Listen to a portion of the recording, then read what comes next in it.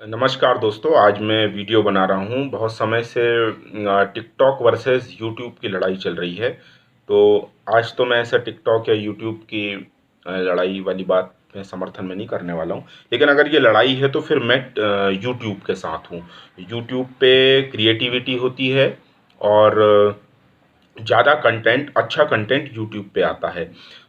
TikTok पे भी एक अच्छा प्लेटफॉर्म है, लेकिन वहाँ पे 15 सेकंड में बात रखना और पीछे बैकग्राउंड में म्यूज़िक चल रहा होता है, उस पे बातें करते। चलिए ठीक है, आज मेरा वो मैटर नहीं है। आज मैं चाइना और वुहान वायरस की बात करने वाला हूँ। चाइना वायरस की, जो कोरोना वायरस जिसे कोविड-19 कहा गया है। कोविड-19 में अभी भारत में भी बहुत सारी परेशानियाँ चल रही हैं। भारत क्या, वो तो पूरे दुनिया में ही बहुत सारी पैंडेमिक बन गया है। अमेरिका जैसा देश लाचार हो गया, जिसकी दुनिया में सबसे बड़ी इकोनॉमी है। इटली, जहाँ पर सबसे अच्छी मानी गई है स्वास्थ्य सेवाएं, वो बिल्कुल परेशान हाल हो गया है। दुनिया, यूरोप में आधी जनता परेशान है। अमेरिका में परेशानी है, 3 लाख वहाँ मौतें बताई जा रही है। भारत में अफेक्टेड बहुत लोग हैं। मृत्यु की दर भगवान की कृपा से, ईश्वर की कृपा से मृत्यु दर कम है और रिकवरी रेट ज़्यादा है। यहाँ पर मैं सभी लोगों से ये कहना चाह रहा हूँ कि हमारे यहाँ पक्ष विपक्ष की राजनीति होती है, होनी भी चाहिए। राजनेता राजनीति नहीं करेंगे तो कौन करेगा, ये उनका धर्म है, होनी भी चाहिए।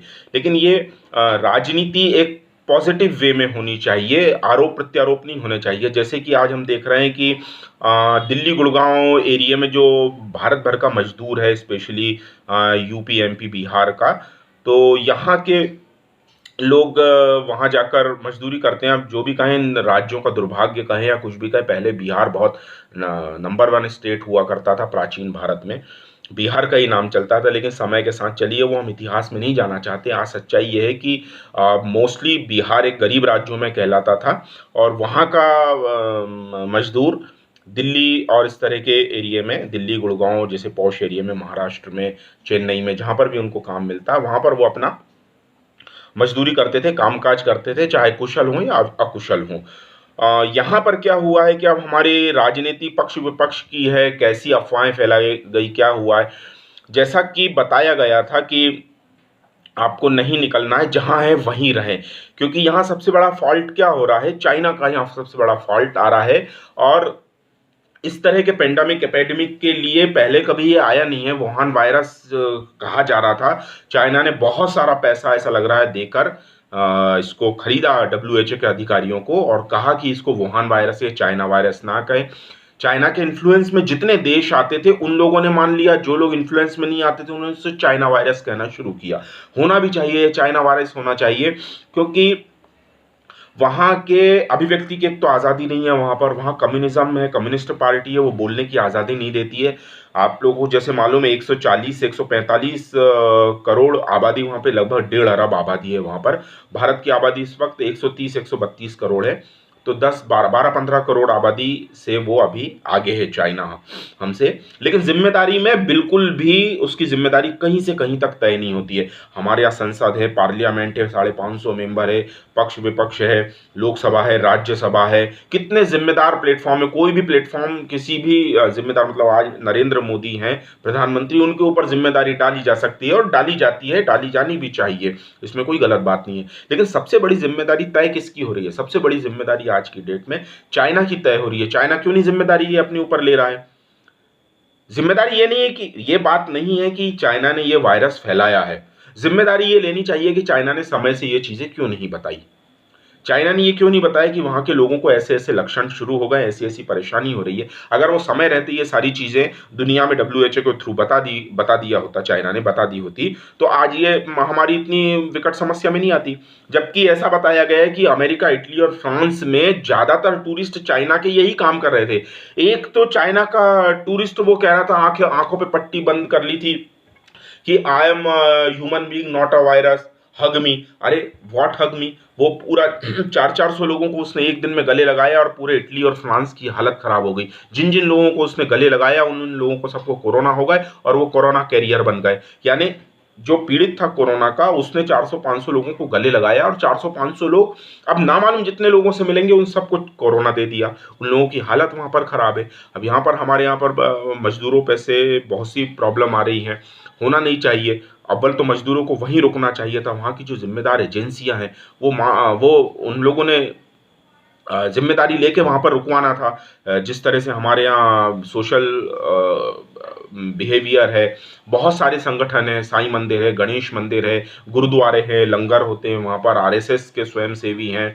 और हमारे यहाँ घरों में भी परंपरा है, 4 रोटियाँ अगर बनाई जाती है तो 5 रोटी बनाई जाती है, 1 रोटी रखी जाती है और किसी को भी खिलाना एक पुण्य का काम माना जाता है। तो हमारे यहाँ इस तरह की परेशानियाँ नहीं है, लेकिन प्रश्न ये है कि मालूम तो चले।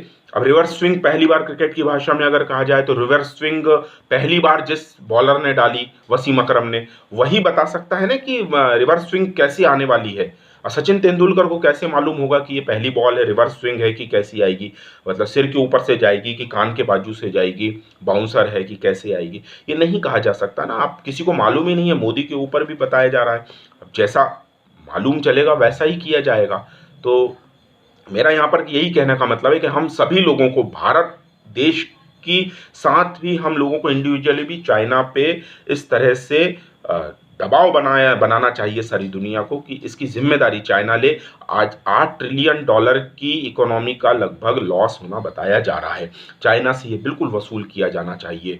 इनमें हम सभी की जिम्मेदारी, हमारे जो भी प्लेटफॉर्म होते हैं, चाहे सोशल मीडिया में हैं, पत्र लिखने के माध्यम से हों, एक दूसरे को फ़ोन करके बोलने के माध्यम से हो, फेसबुक हो, ट्विटर हो, इंस्टाग्राम हो, टेलीग्राम हो, टिकटॉक हो। टिकटॉक चाइना का ही है और भारत में तो ये एंटी इंडिया एलिमेंट्स बहुत ज़्यादा। मैं ये चाह रहा हूँ आज टिकटॉक पे भी जितने भी राष्ट्र प्रेमी लोग हैं, आज वो भी सारे ऐसे ही कंटेंट डालें कि चाइना की जिम्मेदारी तय करें। इनमें उसके सबसे ज़्यादा उसके साथी जो आसपास देश हैं, वियतनाम है, इंडोनेशिया है, साउथ कोरिया है, जापान है, थाईलैंड है और ताइवान है। ये सारे देशों को भी बिल्कुल एक सशक्त समूह बना के चाइना पे जिम्मेदारी डालना चाहिए कि चाइना ने समय रहते ये सारी